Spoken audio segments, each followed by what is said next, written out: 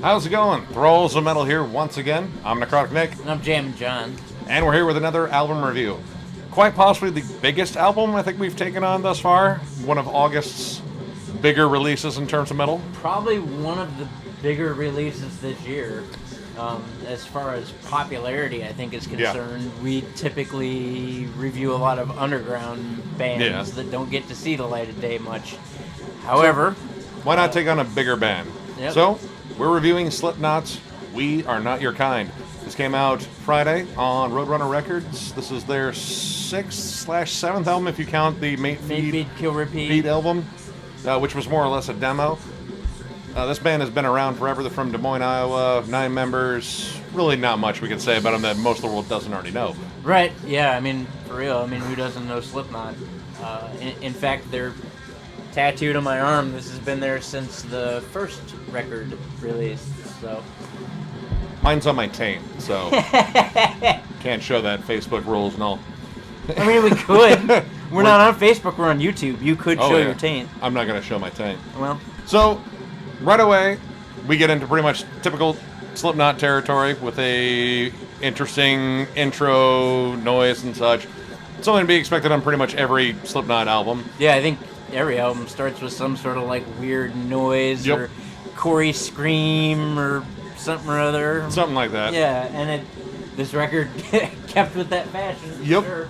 And then went into the first single, which was Unsainted.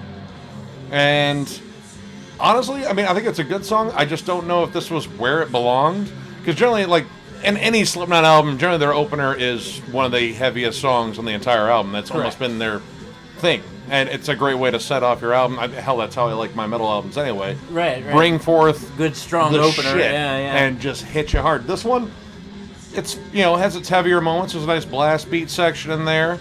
But it has a very radio accessible chorus. It still reminds me of newer Slipknot. Yeah. To me, newer Slipknot constitutes everything after Iowa. I guess Because Subliminal Verses was definitely a shift. Definitely a shift from the sound of the self-titled and then Iowa. So to me, everything newer Slipknot constitutes everything after Subliminal Verses. Yeah, so you start or after Iowa. Yeah, you hear more of the accessible choruses and cleaner vocals scattered more often, versus where Iowa and the first album were just raw, nasty, in-your-face albums. And there were still moments like that, like Birth of the Cruel, the next track, which had a nice, more mid-tempo, groovy stomp to it.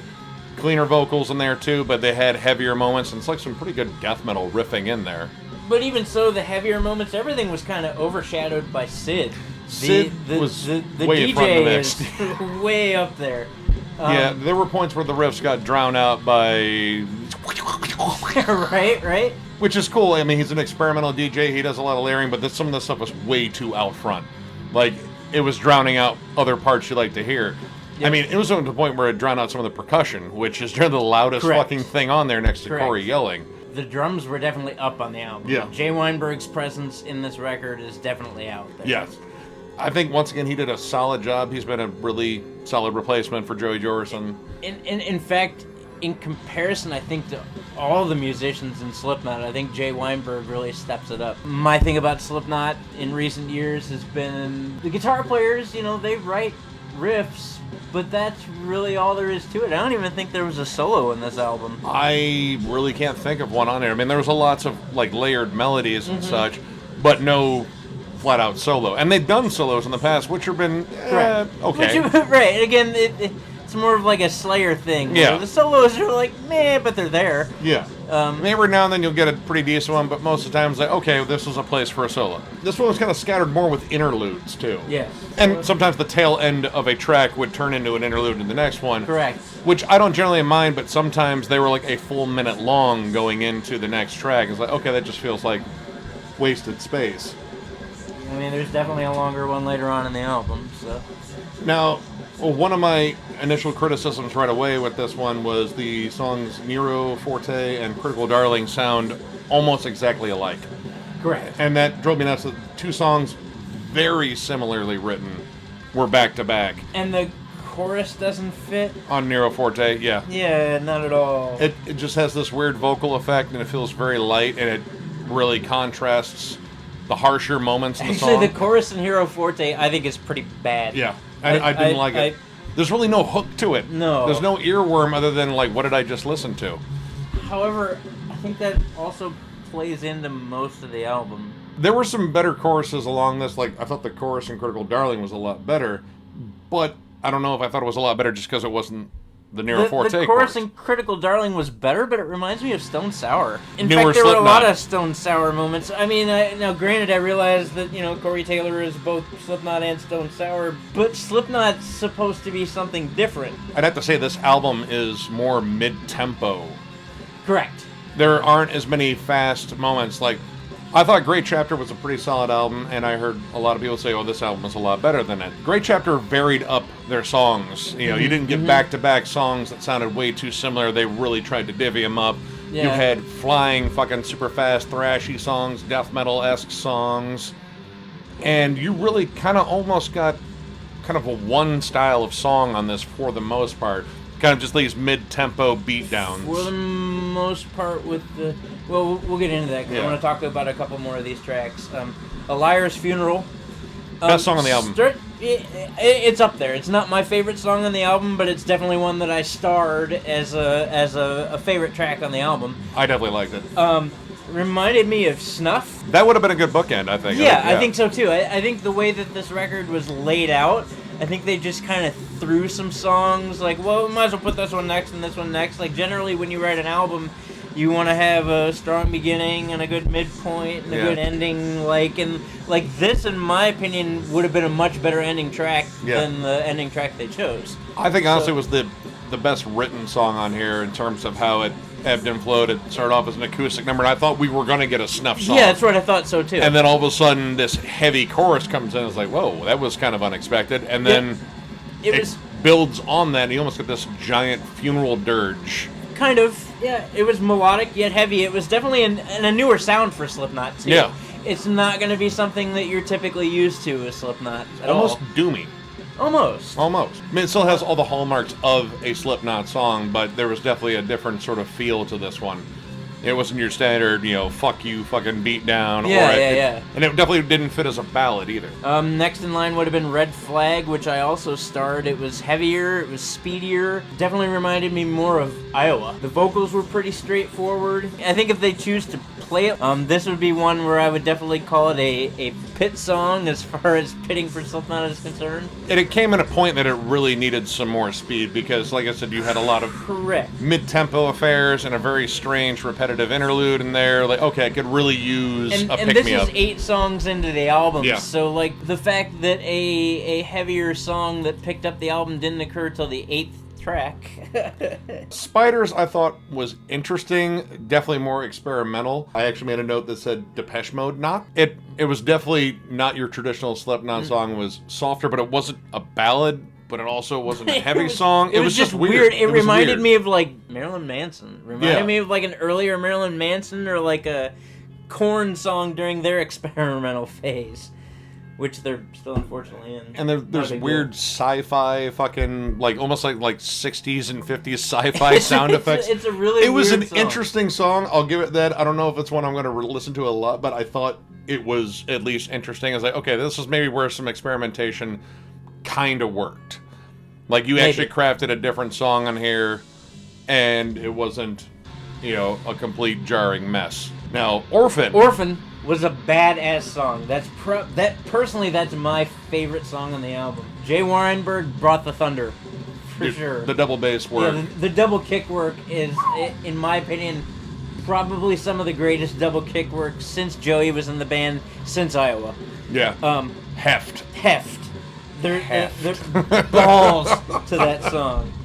Corey sounds angry again. Yeah. Versus he didn't sing at all. There was no singing in this song. I made a note of that. It was like, no cleans. Yeah, there was no cleans. There was no sing-songy chorus. Like, it sounded... To me, this sounds like what Slipknot used to be.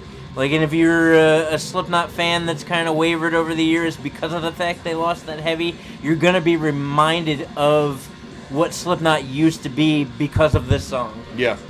And, I mean, Corey sounds especially vicious in almost all the tracks he growls on, which are the majority of them on here. He still has a great delivery. It's just this one was where it really came because the music matched the intensity in his vocals. Yep. And it was just nasty. Like, I see your notes. Holy shit. Yeah, Heavy holy as shit, fuck right away. right away, yep. And my notes state specifically, wow, badass opening.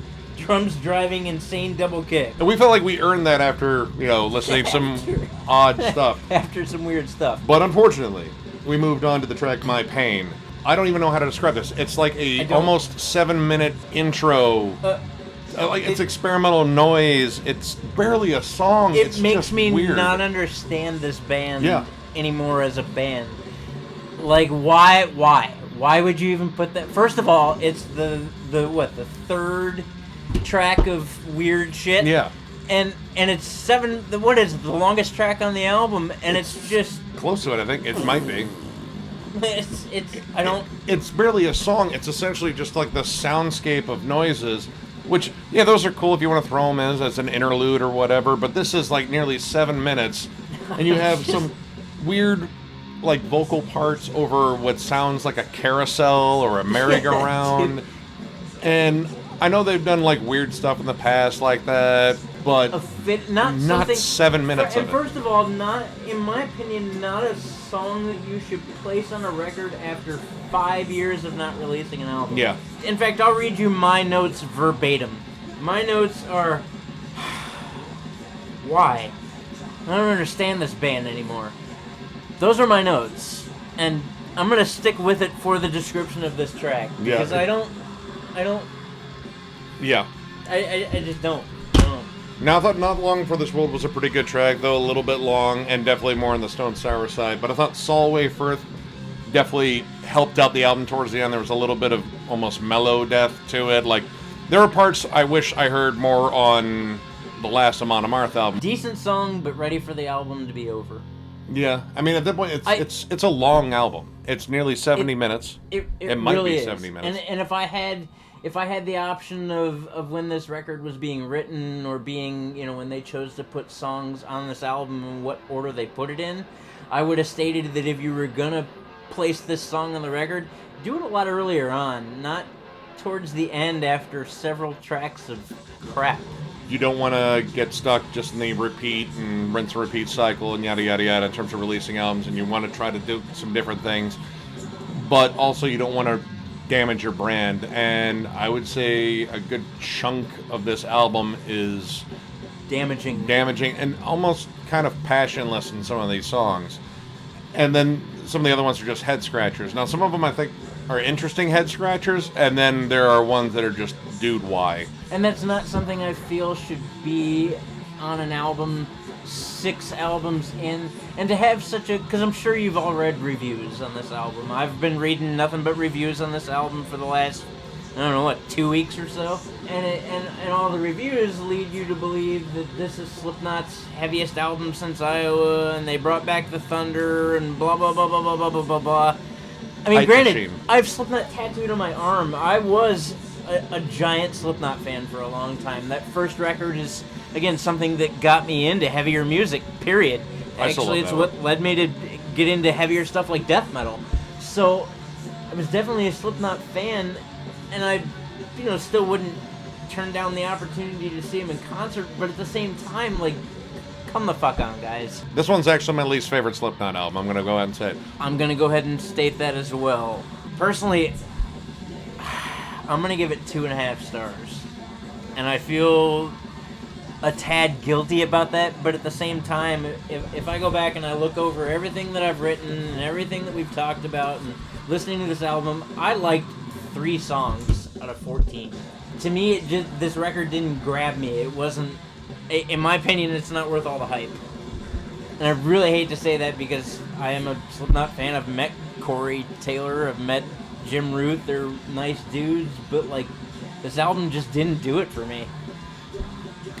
I'm gonna give it 3 just because the songs that I did like were really good. But like I said, this is my least favorite Slipknot album. I was really expecting the hype machine to actually do this album some justice with all the bringing up of Iowa again, which is like a legendary album, like the nu metal album that was actually a death metal album almost. Yeah. And you didn't get that. And honestly, I thought The Great Chapter was a good album, and I was kind of curious to see if they would build onto that. And They did. I mean, they didn't, or they did in a way, but not in the way that I thought they would. And, hey, it's great they want to experiment, continue to expand their sound, but some of this definitely does not gel. And, yeah, it's only kind of an okay album. I mean, for sometimes it happens to bands. For being 20 years into your career, sometimes you get a little stagnant. Yeah. Again, I'm sure you've all read reviews on Corey Taylor stating that he's getting too old for this and he might, have Slipknot continue on without him. In my opinion, there's no shame in that. No. It's recognizing that you may have hit a wall, and instead of trying to drag things out like that, I think this might be Corey's last run. I don't know if it's going to be his last run, but I'm hoping they come back next time a little more inspired and more invigorated. I mean, like I said, this is just an okay album, and this was kind of one that was pretty hyped this year. And again, I've stated it before, and I'll state it again, to be in metal nowadays, you got to really, really bring something exciting and new to the table, because there's so much competition from newer bands that come out, from older bands that still know how to fucking do it. Still have the fight in them. I mean, look at Suffocation. Really, I think you got to bring it anymore. And in my opinion, this was more of a lackluster ordeal than it was guys that have been around for 20 years that are still trying to kick ass. I mean, now granted, Slipknot's fans are going to be, I'm sure, all over this. Yeah. And this is just our opinion. Right, and this is just our opinion. Feel free to tell us to eat shit if you want. But go out and jam it. Listen to it for your own. Yeah, for sure. Go out and buy it. Please go out and jam it. I know Slipknot's touring. Look, regardless of how I feel about this album, I've seen Slipknot in concert like 4 times, 5 times. They kick ass live. Yeah, they're great. It's definitely a good show.